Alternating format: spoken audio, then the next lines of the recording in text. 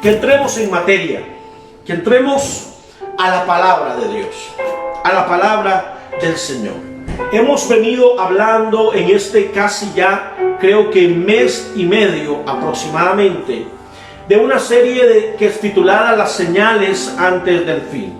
Hemos hablado, por ejemplo, de la iglesia antes de la gran tribulación. Hemos hablado de la tribulación, hemos hablado de los dos testigos, hemos hablado la semana pasada acerca de la guerra de Armagedón y los dos testigos.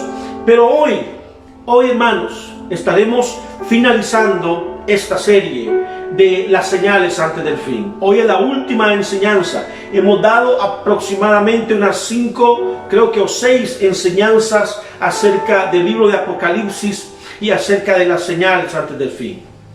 Hoy tocaremos uno de los temas más hermosos, más impresionantes con respecto a la iglesia, porque esto ahora sí le concierne directamente a la iglesia. Y para eso yo quiero que usted abra su Biblia, que se vaya rápidamente al libro de Apocalipsis en el capítulo 19. Apocalipsis capítulo 19 y verso 5, por favor, para que usted ponga ahí atención, ¿ok? Para que usted pueda entender lo que vamos a hablar y lo que vamos a comentar en esta hora. Caminaremos por varios pasajes de la Biblia que probablemente yo por tiempo se los voy a citar. Yo le aconsejo que usted haya estado tomando nota de este tipo de enseñanzas escatológicas, que usted haya tomado nota, que usted haya tomado apuntes, para que usted después en su tiempo libre usted pueda estudiar y profundizar un poco más acerca de estas enseñanzas. En Apocalipsis capítulo 19 verso 5 nos ubicamos.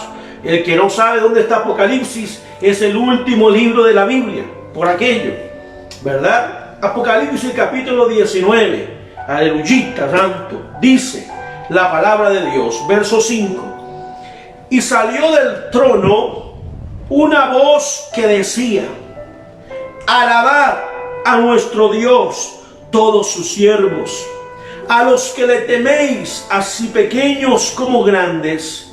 Y oí como la voz de una gran multitud, como el estruendo de muchas aguas, y como la voz de grandes truenos, que decía: aleluya. Diga conmigo, aleluyita tanto. Diga conmigo, aleluya. Dice: porque el Señor nuestro Dios Todopoderoso reina. Gocémonos y alegrémonos y démosle gloria, porque han llegado las bodas del Cordero, y su esposa se ha preparado, y a ella se le ha concedido que se vista de lino fino, limpio y resplandeciente, porque el lino fino es la acción justa de los santos. Hay una canción muy hermosa, muy viejita, la conocen, ¿verdad?, que habla precisamente sobre eso. Y a su esposa se le ha concedido que se vista de lino fino. Esa canción tenemos que cantarla pronto, amado. Gloria a Dios, porque precisamente estamos en estos tiempos a punto de suceder cosas hermosas. El verso 9 dice: y el ángel me dijo: escribe, bienaventurados los que son llamados a la cena de las bodas del Cordero. Y me dijo: estas palabras son verdaderas de Dios. Y me postré a sus pies para adorarle. Y él me dijo: mira, no lo hagas. Yo soy consiervo tuyo y de tus hermanos que retienen el testimonio de Jesús. Adora a Dios, porque el testimonio de Jesús es el espíritu de la profecía. Aleluya, amados. Aquí hay algo impresionante. Lo que va a pasar precisamente en el tiempo de la gran tribulación con la iglesia. Ahora, quiero aclarar algo que es importante. En escatología, cuando hablamos de escatología bíblica, cuando hablamos de Apocalipsis, y de todas estas cosas, pues a ciencia cierta hay cosas, hay detalles que no se pueden aseverar porque la Biblia no nos lo dice como con exactitud. En el caso específico de las bodas del Cordero, la Biblia no nos dice específicamente que la iglesia en el tiempo de la tribulación estará en la boda del Cordero. Sin embargo, sí nos da como unas señales de que muy probablemente en este acontecimiento pueda que esté sucediendo esto. Pero no queremos exactamente entrar en detalle con que si serán allá o cuándo será. El punto al que yo quiero meterlos en esta hermosa mañana es a que la iglesia, aleluyita santo, la iglesia será algo espectacular, algo sobrenatural lo que va a vivir en el tiempo de la boda del Cordero. ¿Quién es la esposa? ¿Quién es el esposo? Por ejemplo, hoy vamos a responder estas preguntas, pero hay otra pregunta que también vamos a responder en esta mañana. ¿Quiénes son los invitados? Porque entendemos y comprendemos de que el esposo es Cristo, el Cordero inmolado. Vamos a ver acerca de la esposa. Vamos a ver dos posiciones que nos dicen quién es la esposa, pero yo les voy a dar una posición firme y una posición sólida sobre quién es la esposa del Cordero. Cuando hablamos, amado, de la esposa, no podemos dejar de referirnos a un pasaje que se encuentra en el libro de Efesios, en el capítulo 5, en el verso 25 al 27. Cuando leemos precisamente sobre las responsabilidades del esposo para con la esposa. Y quiero que nos vayamos un momento para poder entender el contexto y el significado precisamente del matrimonio. Porque el Señor da unas indicaciones interesantes e importantes acerca del concepto del matrimonio y nos enseña a nosotros, a usted y a mí, que para Dios el concepto del matrimonio es de suma importancia a tal grado de que en el cielo se celebrará una boda, literalmente una boda en el cielo. Ahora, vamos a ver Efesios capítulo 5 y verso 25 al 27.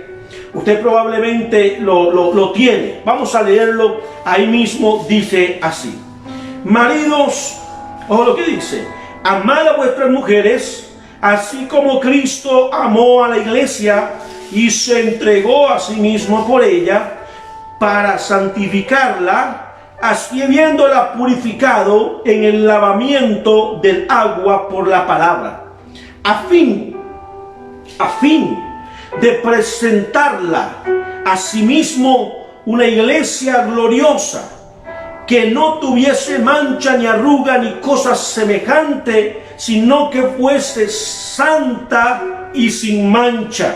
Ok, vemos aquí algo interesante que nos habla a nosotros precisamente la palabra de Dios. Para Dios, la iglesia es la esposa o será la esposa de Jesucristo en las bodas del Cordero.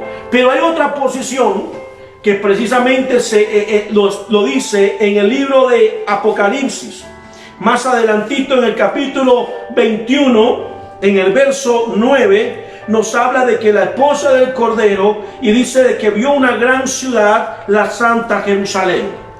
Ahora, tenemos que comprender esto. Dios o Jesús no se va a casar con un edificio, ¿cierto? Con una ciudad, no, es con una iglesia. Y la iglesia representa a todos aquellos que han recibido a Cristo como su Señor y Salvador y que han caminado en base a su palabra y en base a sus preceptos. Es importante entender que de alguna manera Dios exalta un valor agregado al matrimonio.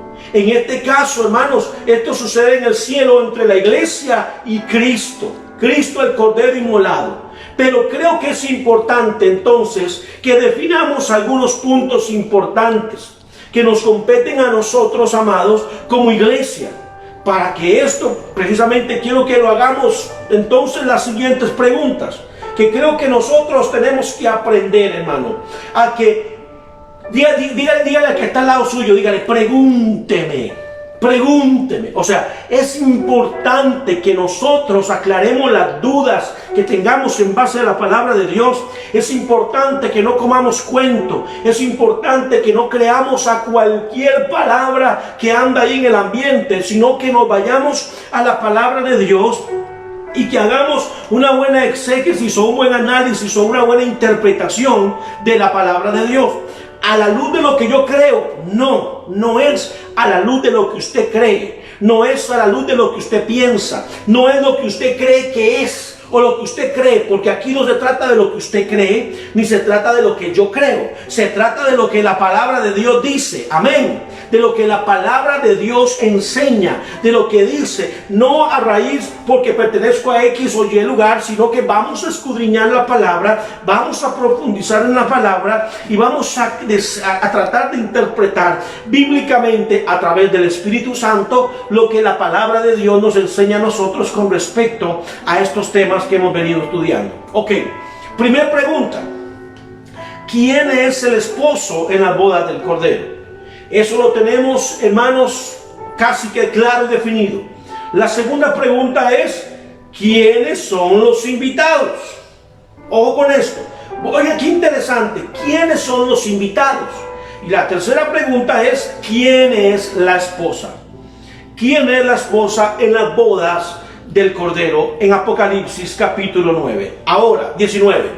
Ahora, se cree, y hay diferentes posiciones teológicas, de que mientras exista el tiempo de la gran tribulación, la iglesia estará en las bodas del Cordero, y que las bodas durarán, o el periodo de la gran tribulación, que son los 7 años, si la iglesia es arrebatada antes del periodo de la gran tribulación. Este es un concepto teológico escatológico, lo que significa que podríamos interpretarlo de alguna manera como teoría. La Biblia no lo dice claramente. Lo que sí dice claramente es que habrá una boda, es que habrá un fiestón como nunca en la vida, en la historia de ninguna, lo que usted pueda haber vivido, lo va a experimentar, donde habrán millones y millones de personas en una boda y una cena espectacular, simplemente espectacular, que ni siquiera lo podríamos nombrar nosotros. Muy bien, vamos a ver, dijimos, y vamos a responder la primera pregunta: ¿quién es la esposa? Usted podría decir, como yo ya lo tengo entendido, pero podríamos decir: no, la esposa de la iglesia, y automáticamente respondemos: la esposa de la iglesia. Es correcto, pero tenemos que aprender, hermanos, a través de la Biblia a explicar el concepto. No solo porque alguien me lo dijo o porque yo lo escuché por ahí. No, cuando usted va a la Biblia, cuando usted va a la palabra de Dios, usted tiene que decir: la palabra de Dios me enseña, la palabra de Dios me dice. La palabra, porque mucha gente ha creado conceptos a raíz de lo que piensa. Mira, hay gente que dice, un ejemplo: es que yo busco a Dios a mi manera. No, es que no existe un yo busco a Dios a mi manera. No existe. La manera de buscar a Dios es orando, ayunando y leyendo la palabra de Dios, porque su manera puede ser muy amplia. Su manera puede ser orar 5 minutos al día y para usted ya eso fue buscar a Dios. No, señor. La Biblia me enseña a que hay todo un protocolo, a que hay una medida. Ahora, que usted lo haga en X tiempo o en Y tiempo, eso es un asunto personal. Pero el asunto es este: nosotros no podemos decir yo busco a Dios a mi manera y no voy a la iglesia o no me congrego, porque estamos incumpliendo la palabra de Dios. No podemos decir esto. Ahorita estamos así por las medidas de salud a nivel mundial, pero una vez que esto termine, amados, volvemos a la iglesia, volvemos a la casa y volvemos al cumplimiento de la palabra que dice: no dejes de congregarte como muchos tienen por costumbre, porque es importante la coinonía entre los hermanos. Ahora, ¿quién es la esposa? Ya lo leímos en Efesios capítulo 5, en el verso 25 al 27, sobre el concepto tan claro y tan marcado que tiene Dios o Jesucristo para con la iglesia, y compara la relación conyugal entre Cristo y la iglesia. Ahora, Apocalipsis 22, capítulo 17. Vámonos un momento Apocalipsis 22, 17. Amén, ¿lo tenemos? Apocalipsis 22, 17 dice: y el espíritu y la esposa dicen, ven. Y el que oye, diga, ven. Y el que tiene sed, venga. Y el que quiera, tome del agua que yo le daré gratuitamente. Ahora, movámonos ahí mismo a Marcos capítulo 2 y verso 19. Porque la Biblia, es importante que entendamos que, según la hermenéutica, hermanos, la Biblia es su propio intérprete. Pero nosotros necesitamos también aprender a buscar en la Biblia, aprender a interpretar algunos conceptos que están importantes. Que son importantes. Entonces, vamos a ver. Mas el espíritu y la esposa dicen, ven. O sea, nos está hablando a nosotros de entes o de un ente vivo que piensa, que analiza. Que no es inerte, sino que analiza, que piensa, que tiene la facultad de decir, ven, Señor Jesús. ¿Quiénes dicen, ven, Señor Jesús? ¿Quiénes dicen, ven pronto, Señor? ¿Quién otros más que precisamente la iglesia de Cristo? La iglesia de Cristo, que no está tachada ni enmarcada en una denominación, sino que la iglesia de Cristo son todos aquellos que siguen el camino de Cristo. Esa es la iglesia de Cristo, los que le han aceptado y permiten que Cristo gobierne en sus corazones. Ahora, Marcos capítulo 2 y verso 19 dice: y Jesús les dijo, ¿acaso pueden los que están de bodas ayunar mientras está con ellos el esposo? Entre tanto que tienen consigo al esposo, no pueden ayunar.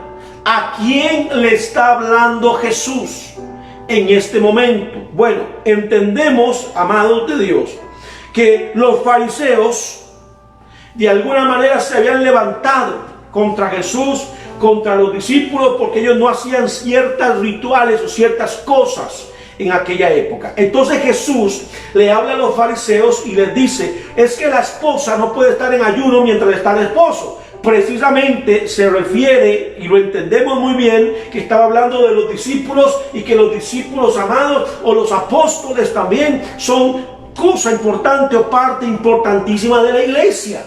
Entonces, al final podemos interpretar que la iglesia es la esposa en las bodas del Cordero, y que Cristo, el Cordero inmolado, es precisamente el esposo. Pero cuando nosotros tratamos de interpretar este concepto, ¿verdad? Y lo vamos a Apocalipsis, nos vamos a Marcos, entre otros y demás, es importante también que podamos ver otros conceptos. Por ejemplo, en 2 de Corintios, en el capítulo 11, en el verso 2, dice, porque os celo con celo de Dios, pues os he desposado con un esposo para presentaros como una virgen pura a Cristo.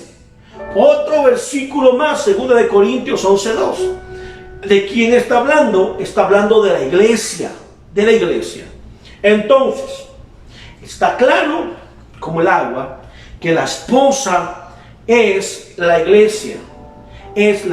Somos usted y yo. Y que la esposa tiene que estar pura, sin arruga, sin mancha. En el cielo, mi amado, le tengo esta palabra. En el cielo no entrará nada impuro, nada lleno de pecado, ni de nada, de ninguna cosa de este tipo. En el cielo entrará una virgen, una iglesia pura, sin arruga y sin mancha. Gente que ha decidido seguir a Cristo, que ha decidido obedecer su palabra, que ha decidido seguir sus mandamientos, que ha decidido hacer lo que Él dice, lo que Cristo dice que nosotros debemos hacer. Está claro entonces que la esposa es la iglesia. ¿Y quién es el esposo? Muy bien, usted ya lo puede responder por default. Usted ya puede decir, no, mira, el esposo es Cristo. ¿Por qué? Ok, ¿dónde dice eso? Pero explíqueme, yo quiero que usted me explique. Cuando usted se encuentre con alguien y usted tenga que dar una apologética del mensaje o de lo que usted va a explicar, ¿cómo lo va a hacer? ¿Qué sabe usted? Bueno, Isaías capítulo 53, por ejemplo, en el verso 7 nos dice: angustiado él y afligido, no abrió su boca. Como cordero fue llevado al matadero, y como oveja delante de sus, ¿qué dice?, trasquiladores, enmudeció y no abrió su boca. Isaías 53, 7. Pero ¿quién es el cordero inmolado? Vámonos a Apocalipsis, al capítulo 5, verso 6 de Apocalipsis. Y dice: y miré y vi que en medio del trono y de los 4 seres vivientes y en medio de los ancianos estaba en pie un cordero como inmolado, que tenía 7 cuernos, 7 ojos, los cuales son los 7 espíritus de Dios enviados por la tierra. Oiga, qué tremendo. La palabra nos ayuda a nosotros a definir esto. ¿Ok? Pero, ¿qué es inmolado? El significado de esta palabra es obedecer. Ojo, la palabra inmolado, lo que significa la palabra inmolado es obedecer, dar la vida en provecho de una persona, es sacrificar una víctima por el bien de otros. Esto significa la palabra inmolado. Y la Biblia nos enseñó desde Isaías 53, y cuando vamos a Apocalipsis nos enseña que el Cordero es Cristo. Entonces, cuando hablamos de las bodas del Cordero, podemos interpretar, por supuesto, que el Cordero es precisamente el que se va a casar con la iglesia, que ya vimos que era precisamente la novia. Ahora, probablemente usted pensará, porque yo sé, hermano, que todo lo pensamos, lo meditamos de alguna manera. Permítame para tomarme un poquito de agüilla. Podríamos decir: bueno, pastor, hasta aquí estoy clarito como el agua. Hasta aquí no tengo ningún conflicto. ¿Ok? Hasta aquí todo está bien. Hasta aquí tengo claridad y tengo capacidad bíblica de poder demostrar esto con las personas. Muy bien. Pero definamos la tercera pregunta, que es la interesante. No sé si usted alguna vez se ha hecho esa pregunta. Ok, si hay una boda, ¿cierto? Si hay una boda, hay un esposo, hay una esposa. Pero también hay invitados. ¿Quiénes son los invitados? Ojo, ¿quiénes son los invitados? Entendemos ahora que la iglesia de Cristo es la esposa. ¿Estamos claros con eso? Que la iglesia de Cristo es la esposa del Cordero. Muy bien, de Cristo. Y entendemos también que la iglesia fue establecida precisamente en el periodo de Cristo a nuestros días. A nuestros días. Aquí viene lo interesante. Aquí viene lo que nosotros muchas veces tal vez nos apresuramos y no analizamos algunos conceptos importantes. En este punto, aunque, hermanos, no es fácil tratar de encontrar una interpretación, porque recuerden, como se lo repetí ahora, que cuando hablamos de escatología bíblica no podemos dar por sentado algo a no ser que la Biblia lo exprese claramente, ¿verdad? Pero si nosotros podemos empezar a desmembrar, a sacar versículos de una cosa y de otra, podremos tratar de interpretar precisamente como se interpreta la profecía de Mateo 24, del capítulo 22 en adelante, sobre el pueblo de Israel. Podemos tratar de interpretar sobre quién era la higuera y todo este concepto, y entender que eso se cumplió en 1948, como lo estudiamos. Pero vamos a ver, vayámonos un momento a Mateo capítulo 22.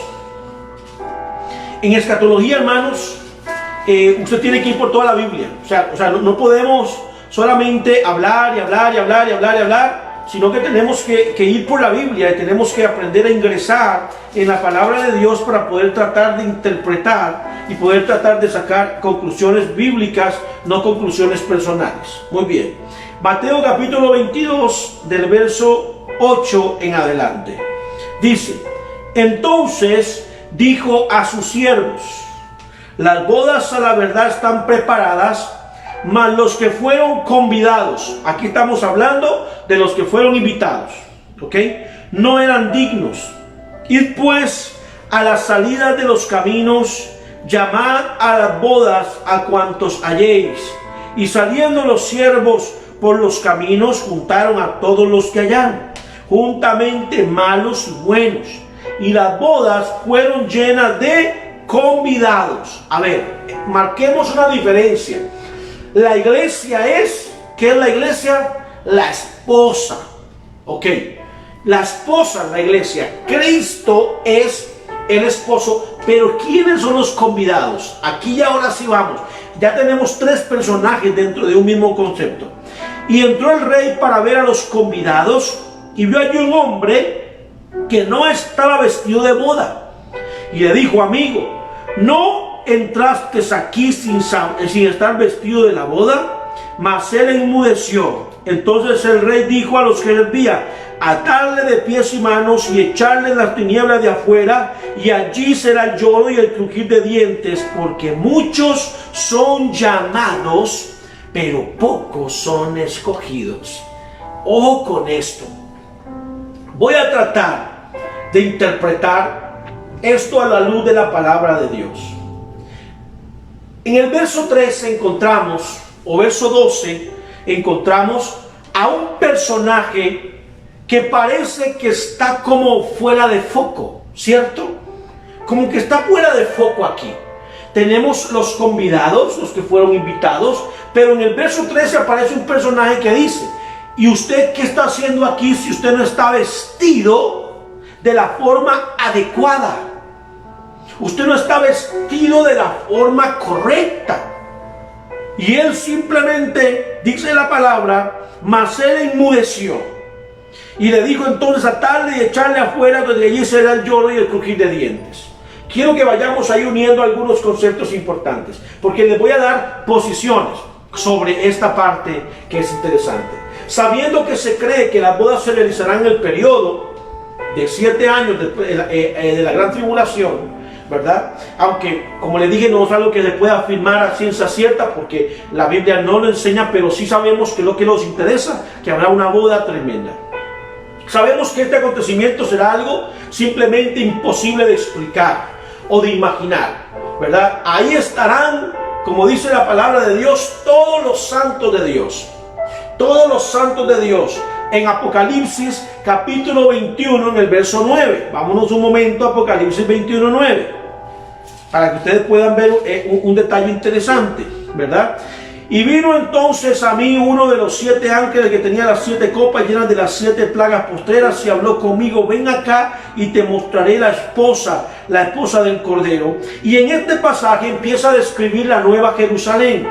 Ahora, nosotros tenemos que entender que precisamente las características que nos dan en este pasaje se refiere a la forma o en cómo la iglesia tiene que estar presentada, cómo tiene que estar ataviada delante del Cordero. Recuerden, hay gente que dirá, hay gente que una de las posiciones es que Jesús se va a casar con Jerusalén, con la ciudad santa. Pero sería un poquito extraño poder pensar que Jesús o el Cordero se va a casar con un edificio, con algo que tiene que ver o que expresa al menos de esta manera. Creo que es más razonable pensar, por supuesto, que Jesús se va a casar con la iglesia del Cordero. Esto es lo más razonable, y que el verso 21, el capítulo 9 en adelante, el verso 9 en adelante, nos habla precisamente de una descripción gráfica de cómo tiene que ser la esposa. Ahora, con respecto a los convidados, ahora sí, hay posiciones interesantes. Primera posición: ¿quiénes serán los convidados a las bodas del Cordero? Los mismos santos. La primera posición dice es que los mismos santos son la esposa y a la vez son los invitados. son los invitados. O sea, por ejemplo, Jesús viene, muere por nosotros en la cruz. Él viene y nos invita a pertenecer a su reino, a pertenecer a su plan de salvación. Entonces, de alguna manera somos invitados a eso, lo aceptamos, y por supuesto que a la vez nosotros pasamos a ser parte de la desposada o la esposa del Cordero de Dios, ¿verdad? O sea, los mismos integrantes del cuerpo de Cristo.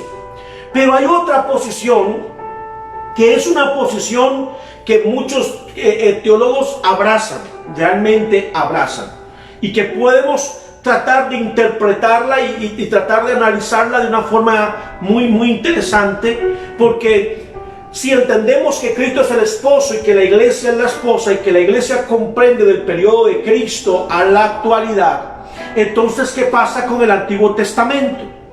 Vean el análisis que hemos podido realizar. ¿Qué pasa con el Antiguo Testamento, con la gente que murió antes de Cristo? Ok, la posición que creemos también que es una posición muy conciliatoria es que los llamados o los invitados especiales para presenciar y ser parte a esta gran boda sugiere que serán los santos del Antiguo Testamento.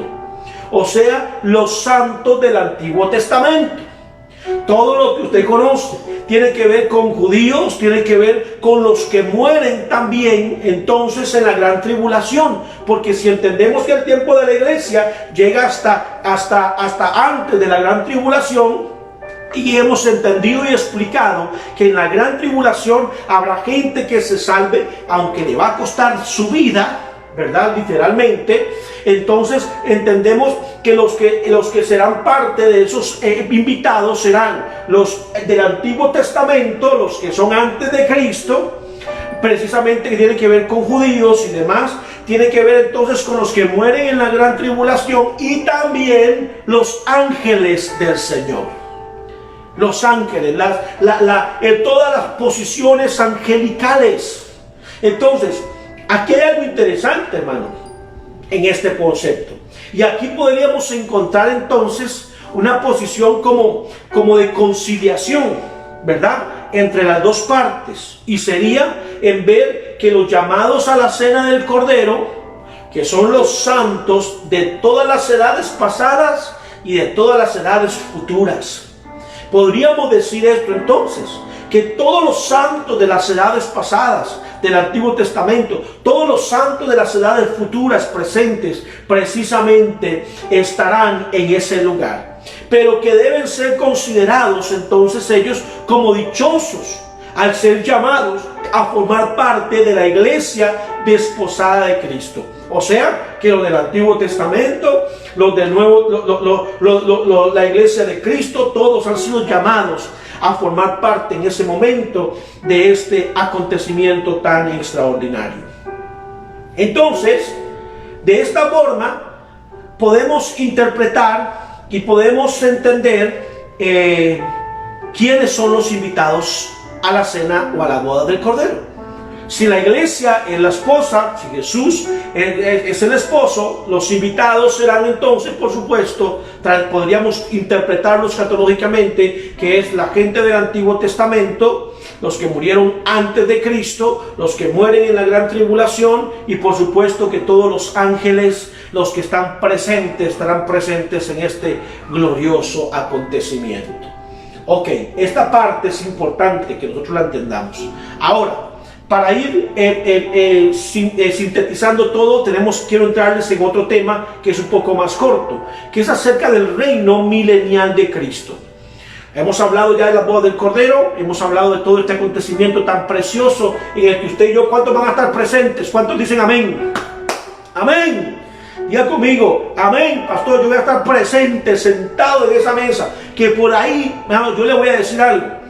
Hay una posición también que enseña que los enemigos verán este acontecimiento. En el libro de Salmos, en el capítulo 23, verso 5, dice: aderezas mesa delante de mí en presencia de mis angustiadores. Y precisamente en el pasaje que vimos donde aquel hombre lo sacan de la boda porque no tenía que estar ahí, pero estaba presenciando aquel acontecimiento. Así que mi hermano, de alguna manera también la Biblia nos enseña de que Dios se hará de que esa boda sea también algo notorio, de algo muy notorio y muy importante. Podría ser también una posición interesante. Muy bien, reino milenial de Cristo, Apocalipsis 20. El periodo de los 1000 años.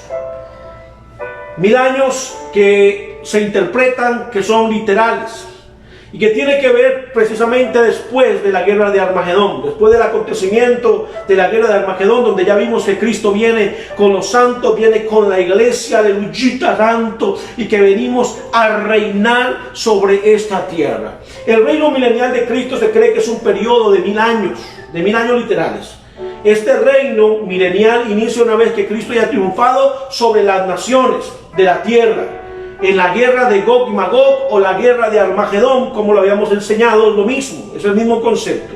Guerra que, como vimos, durará un tiempo, no será algo de un día, sino de un tiempo determinado. Pueden ser semanas, meses, no lo sabemos, pero precisamente sí habla de que habrá un tiempo en este periodo, que serán naciones que se levantaron contra el pueblo de Israel. Ahora, en el milenio, ¿cómo será? Vamos a ver, vamos a responder preguntas. ¿Cómo será el reino milenial?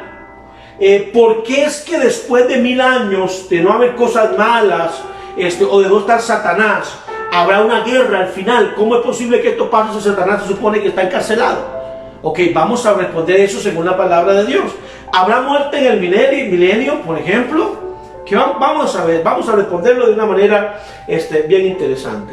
Ok, para responder estas preguntas, hermanos, es importante que analicemos el capítulo 20 de Apocalipsis. Aquí vemos que el reino milenial de Cristo, todos estaremos unidos, la iglesia estará reinando con Cristo y juzgando las naciones de la tierra, por lo que será una teocracia, o sea, se va a acabar la democracia. En el reino milenial no habrá democracia, habrá teocracia, que significa que es el reino de Dios establecido en la tierra, gobernando la tierra a través de sus principios y a través de sus preceptos, donde Israel será la capital del mundo en el reino milenial.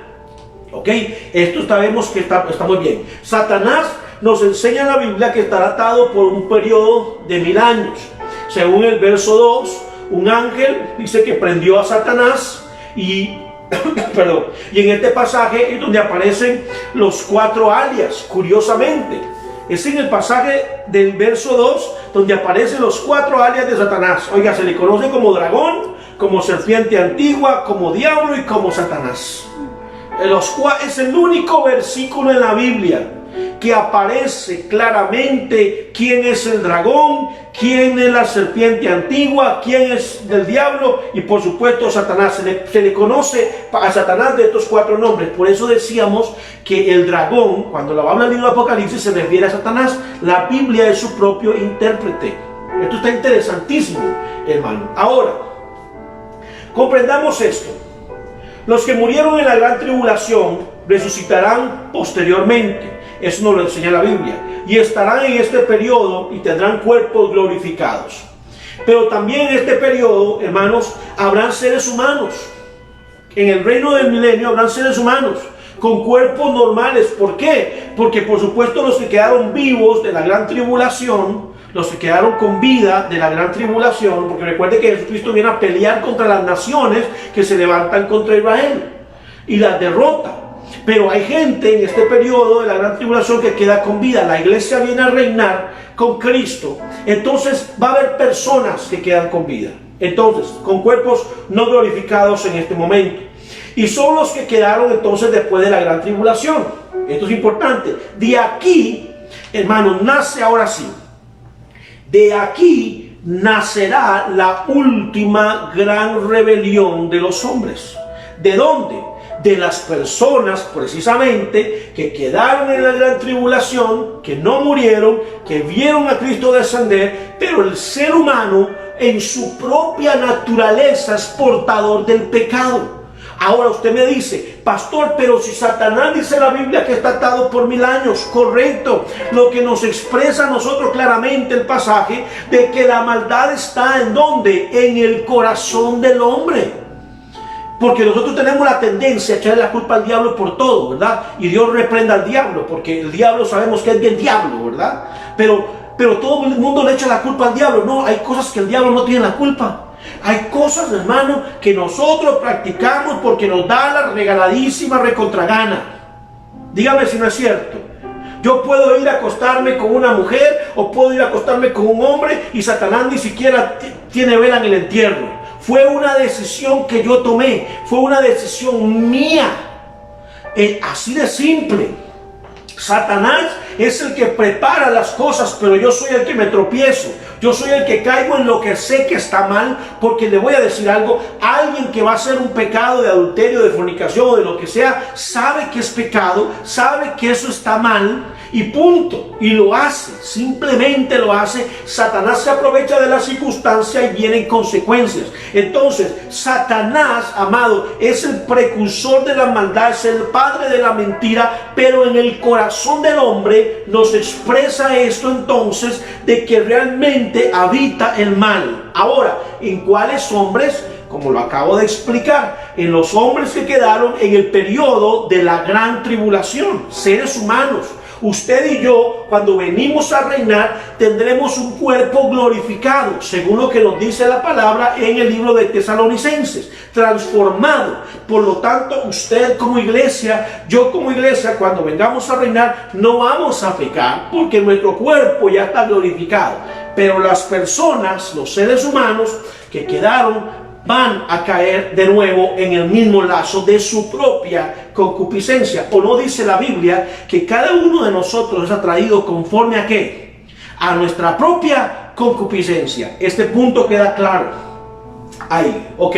Entonces, la rebelión al final de este periodo, en el versículo 8 de Apocalipsis 20, precisamente los hijos que nacieron en este periodo. Por lo tanto, habrán impíos en el milenio. Habrá gente que peque en el milenio. Pero Satanás está atado. Por eso precisamente es, como ya lo expliqué, que será posible.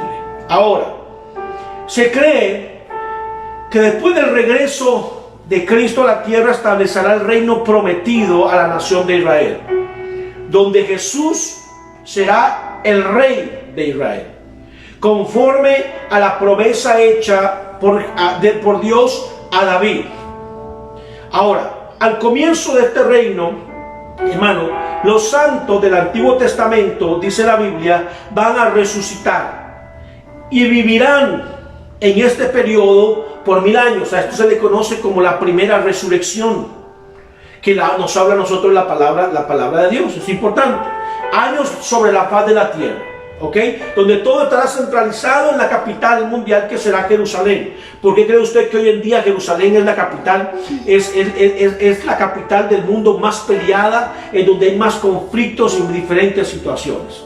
Ok, además, en estos 1000 años pasarán varias cosas interesantes. Número uno, el templo ya está reconstruido, el tercer templo de Salomón está construido. Entonces se va a restablecer la adoración otra vez, se va a restablecer los sacrificios otra vez. Eso nos lo enseña, que el sistema de sacrificios será restablecido y todos los habitantes de la tierra subirán entonces a Jerusalén una vez al año para celebrar estos sacrificios. Esta parte es importante. Ahora, ¿dónde lo enseña todo esto? Jeremías capítulo 30 y verso 8 y 9. Jeremías 30, 8 y 9. Nos dice que ¿quiénes reinarán con Cristo? Israel, David, el rey David también. ¿En dónde? Ezequiel capítulo 34 y precisamente en el verso 23 al 27. Ezequiel 34, 23 al 27. Cuando usted vaya, puede ir buscando todo eso ahí en su casa. ¿Cómo sabemos esto? Bueno, porque en el reino milenial, según nos lo enseña a nosotros el libro de Isaías, en el capítulo 11, no habrá fiereza de los animales. O sea, los animales que son como los tigres, los leones, perderán su no sé si dice fiereza. O sea, dejarán de ser animales carnívoros que maten, sino que perderán su fiereza. Y precisamente nos enseña que el áspid dormirá con que el cordero dormirá con el león, que estará con los niños. Precisamente esto nos lo dice aquí. Entonces, por eso nosotros podemos interpretar que en el reino milenial sucederán estas cosas. Ahora, veamos algo interesante. ¿Qué sucederá en el reino milenial? ¿Qué va a pasar? ¿Qué va a haber en los 1000 años? ¿Qué es lo que va a suceder? Número uno, importantísimo, no habrá religiones en el reino milenial de Cristo. ¿Por qué? Porque Él ya va a haber venido y va a haber establecido su reino en la tierra. No habrá religiones. Número dos, y muy importante, no habrá ferocidad en los animales, lo que venimos hablando. Pastor, ¿dónde dice eso? Isaías capítulo 11, del verso 6 y 7. Vamos a ver si podemos ir un momentito. Isaías capítulo 11, rápidamente. Vean lo que dice Isaías 11, para que usted pueda más o menos interpretarlo. Isaías 11, 6 y 7 dice lo siguiente. Y dice, y morará el lobo con el cordero, y el leopardo con el cabrillo se acostará. El becerro y el león y la bestia doméstica andarán juntos, y un niño los pastoreará. ¿Dónde dice eso? Cuando usted lee Isaías 11, arriba dice un encabezado que dice el reino justo del Mesías. ¿Ok? Es importante, en el reino justo del Mesías. Y nos habla la Biblia en el libro también de Ezequiel, que David, por ejemplo, en ese periodo no habrá fiereza de los animales. Lo entendemos claramente. Número 3, dice que en el reino milenial no habrá cansancio. Aleluyita santo, hermano. No habrá cansancio. Entendemos que esto es para la iglesia. Ahora, en el milenio no morirán los transformados, los que hemos sido transformados. ¿Dónde dice eso? Apocalipsis 21:4 y Primera de Corintios 15, 22 al 26. Primera de Corintios 15, 22 al 26. Oiga, qué lindo lo que dice, porque creo que es importante. Este es un tema que realmente lleva mucho más estudio, pero Primera de Corintios, capítulo 15, verso 22. Dice, ¿lo tenemos? Rápidamente.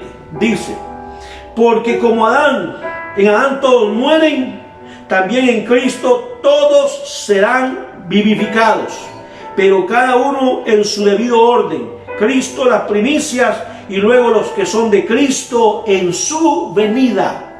Oh, qué tremendo. Y dice, porque cada uno en su orden, verso 24, luego el fin, cuando entre el reino, cuando entregue el reino de Dios al Padre, cuando haya suprimido todo dominio y toda autoridad y potestad, porque preciso es que Él reine hasta que haya puesto a todos los enemigos por debajo de sus pies, y el postrer enemigo que será destruido es la muerte. Aleluya. Número 5. No habrá dolor al dar a luz.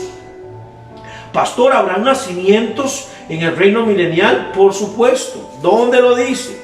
¿Cómo lo vemos? Apocalipsis 21. Vamos a irnos a Apocalipsis 21:4.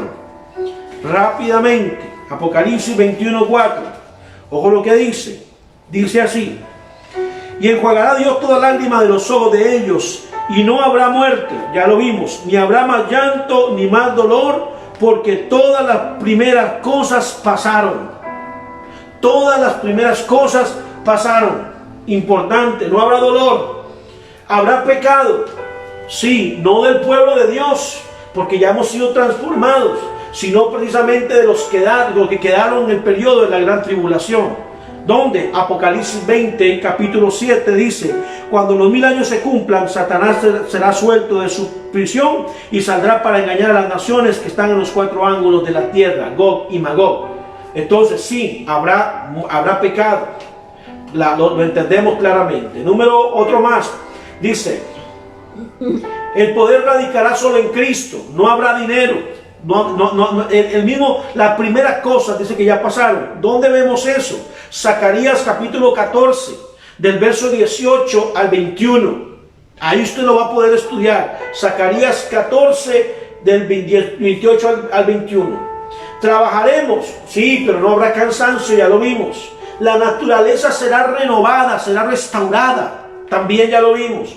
¿Habrán naciones? Claro que sí. En Apocalipsis 21, 24 sabemos que habrán naciones, y en Zacarías 14, 17 también nos lo expresa a nosotros. Ahora, ¿cuánta gente se cree que habrá aproximadamente en este proceso?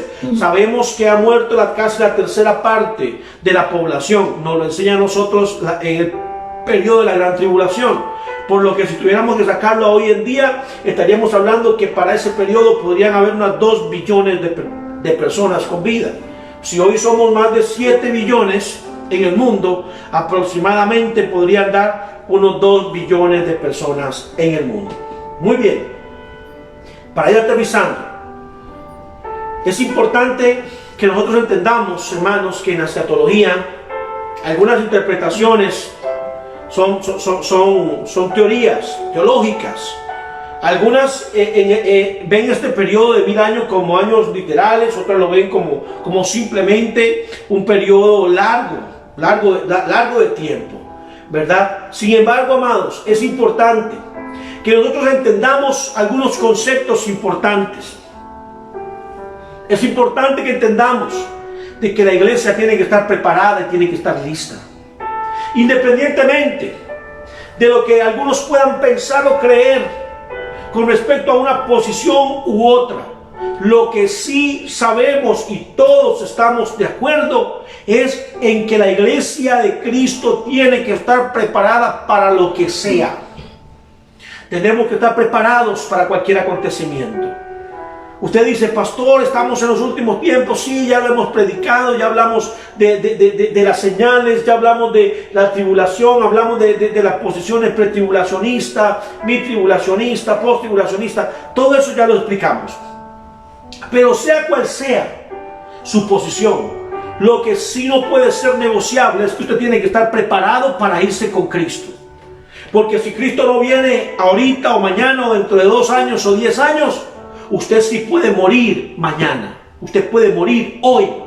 Y si usted no está preparado, entonces se lo lleva al diablo, literalmente. Literalmente se lo lleva al diablo.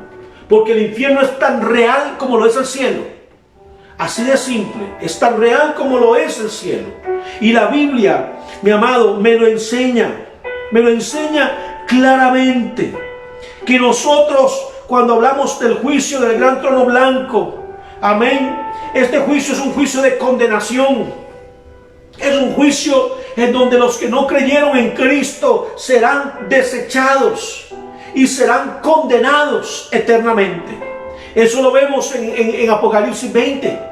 Precisamente del 11 en adelante, vi un trono blanco y el que estaba sentado en él, delante del cual huyeron el cielo y la tierra, y ninguno se encontró lugar para ellos. Y vi a los muertos, grandes y pequeños, en pie delante de Dios, y los libros fueron abiertos.